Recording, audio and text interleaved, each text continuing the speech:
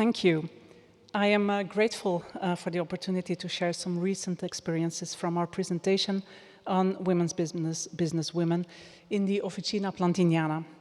I will not be speaking about women artists, but about historical women who, just like female artists, and indeed many of us, combined economic activity, in this case in the publishing trade, with care for the household and the family.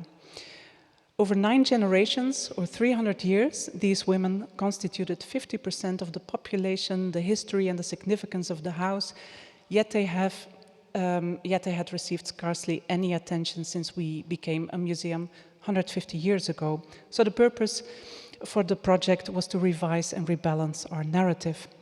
And the project was overseen by my colleague Zanna van Loon, our curator of rare books and manuscripts. My talk will focus on the methods and partners. It will be very hands-on, and I hope you may find some inspiration in it. So an impression of the opening. I hope some of you have visited the presentation. It was lovely. To indicate the urgency of our task, I want to start with the ancestress of the dynasty, Jeanne Rivière, who married Christopher Plantin in 1546 or 7. This portrait was posthumously made by Rubens. In his standard work, The Golden Compasses, Léon Vout wrote about her in 1969. And bear in mind, this seems a long time ago, but it is only 2 directors ago for us. It would appear that Jeanne Rivière was not able to keep pace with her husband's success. She lacked the ability to become a great lady, able to receive her guests with courtly grace and to engage them in brilliant conversation. She must have remained essentially plebeian, caught up in her husband's social ascent, but viewing it with mixed feelings and staying in the background as far as possible, a silent, reserved, self-effacing, perhaps even rather pathetic presence. If you want to see the devastating effect of historiography and action with prejudices this is projected onto historical individual, then this is a shocking example. And the worst is that this negative image is inaccurate, for we have archival evidence showing that Rivière was well versed in every aspect of the lace trade, thereby taking up an active role in the vulnerable early years of the family business. So it proves that the focus of one's research will determine what he or she will find. And for us, it was clearly time to shift and broaden that focus. In comes our archive, the engine behind this project and indeed behind much of our museum work. As you may know, we preserve 140 meters of business and family archives that are listed as UNESCO Memory of the World.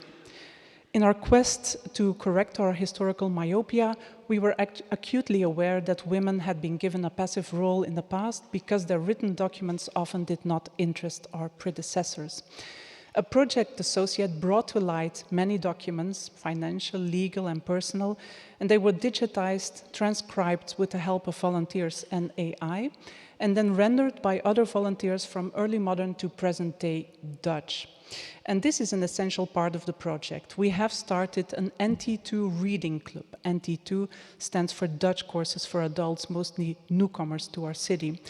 For an entire school year, we have read and discussed the archival documents with these people, inviting them to reflect on how the lives of these women from the past resonated with their own.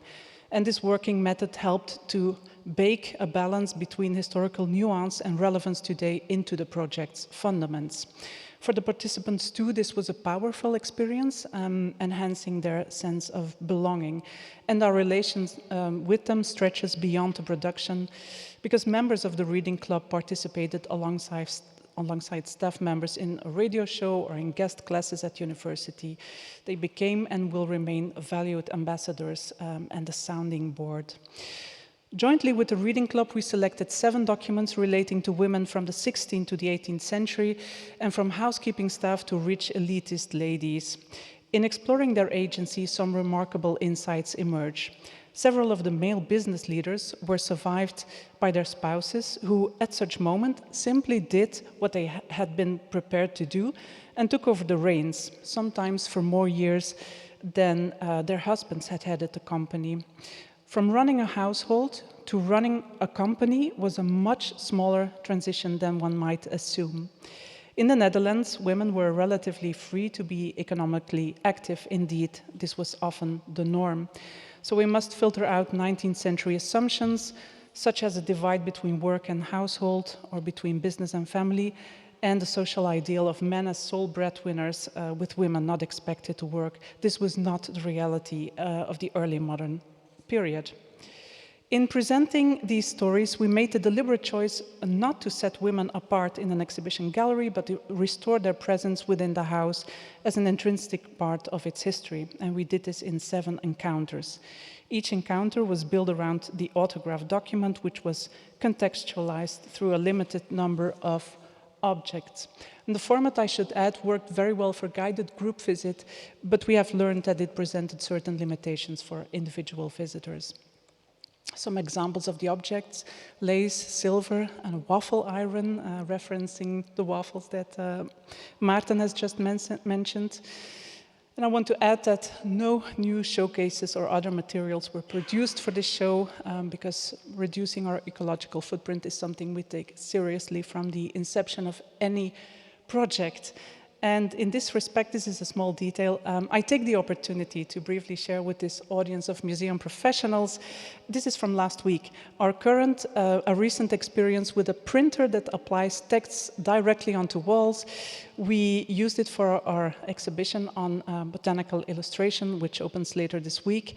And for a small exhibition, this allowed us to avoid using 120 square meters of plastic film while requiring only milliliters of ink.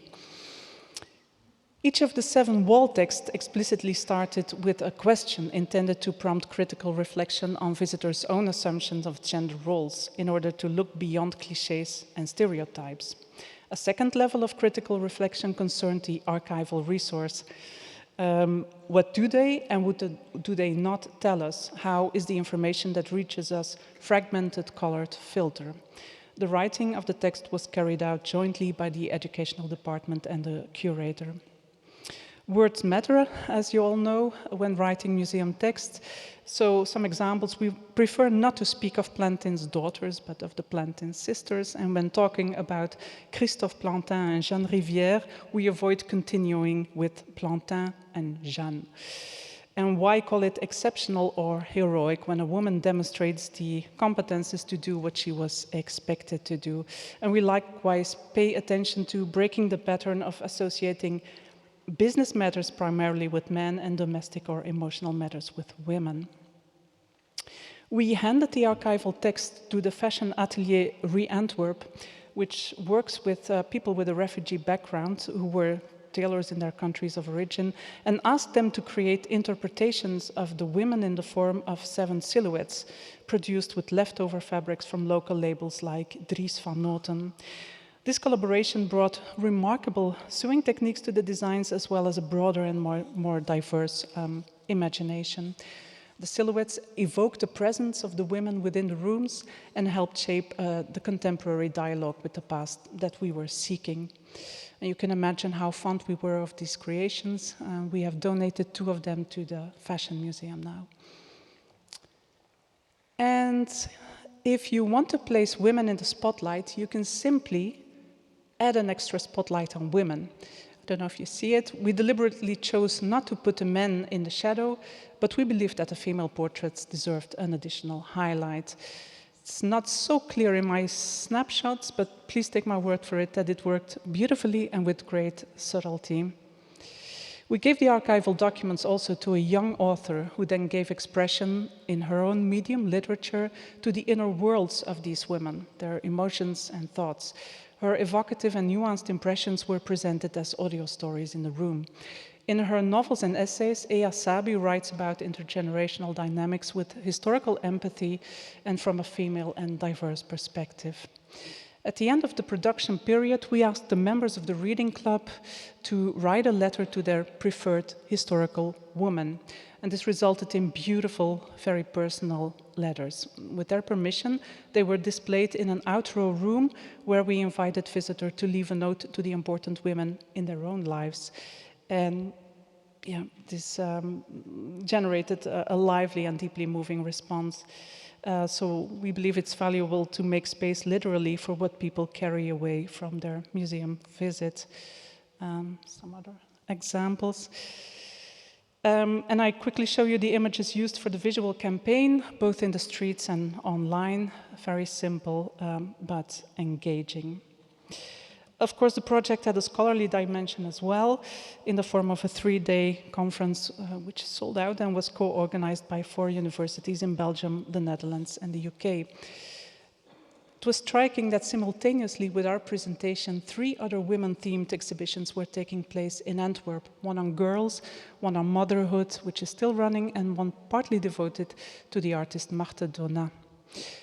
So in conclusion, we were touched by the public engagement, not only in terms of visitor numbers, but also in the reach of a podcast. In 5 episodes, the podcast Impressive Women presented each daughter or sister of Plantin, paired with a contemporary female guest reflecting on how their lives bridge centuries and still speak to us. Combined, the episodes were listened to over 80,000 times. We noticed that public attention requires events. For years, we had offered a leading ladies-themed guided tour that was never booked. But thanks to the presentation and marketing campaign, hundreds of groups now came for essentially the same narrative. So this is a call to action. We must not be content with one show, but we need more research, more stories, and more presentation for an extended period to come. For us, this was the start of a permanent commitment to restore underrepresented voices to their rightful place in the museum. We are currently working to incorporate these stories into a more layered permanent display. And we believe that to overlook women is to miss half the story. One final art historical example of this latter remark, this portrait of young Balthasar II Moretus had, since the 1870s, been wrongly attributed to Anthony Palamedes, yet had someone considered it worthwhile to read the accounting journals kept by Maria de Sweert, they would have discovered much earlier that the painting was commissioned from and paid to the Antwerp painter Marten Mandekens. So I hope I've given you a sense of women's business, business women. Thank you for your attention.